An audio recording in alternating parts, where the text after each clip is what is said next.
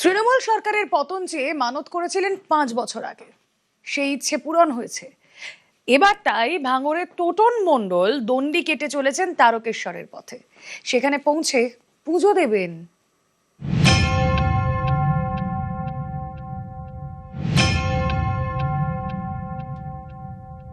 আমি বাড়ি থেকে মানত করেছিলাম, সরকার যদি পাল্টায় আমি আমার বাড়ি থেকে দণ্ডি কেটে তারকেশ্বর ধাম বাবার কাছে যাব।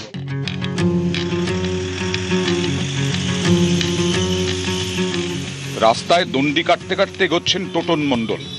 মনের ইচ্ছে পূরণ হওয়ায় পুজো দিতে চলেছেন তারকেশ্বরে। টোটন থাকেন দক্ষিণ 24 পরগনার ভাঙড়ের চণ্ডীপুরে। এলাকার বিজেপি কর্মী, চায়ের দোকান চালান।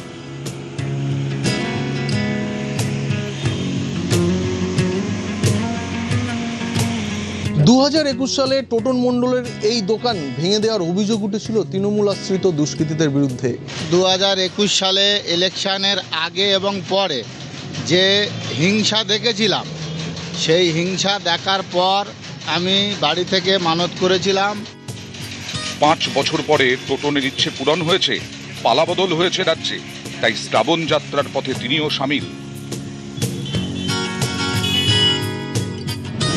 সড়ক পথে ভাঙড় থেকে তারকেশ্বরের দূরত্ব প্রায় 100 কিলোমিটার। দণ্ডি কেটে এই পথ পাড়ি দিচ্ছেন টোটন মণ্ডল, সঙ্গী ভাইপো।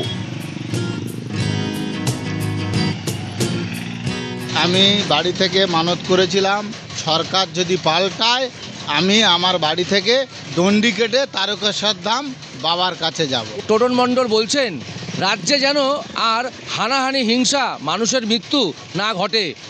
তাই তারকেশ্বরে বাবাধামে দণ্ডি কেটে যাচ্ছেন ভাঙড়ের বাসিন্দা টোটন মণ্ডল।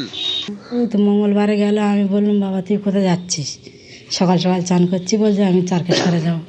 আরে কেন বাবা? বললে আমি এখান থেকে গন্ডি কাটতে কাটতে যাবো, আমার মানসিক আছে। এই পর্যন্ত কথা। ভাঙড় থেকে কল্যাণ মণ্ডল এবং বেলঘরিয়া থেকে সুবীর দে, নিউজ 18 বাংলা।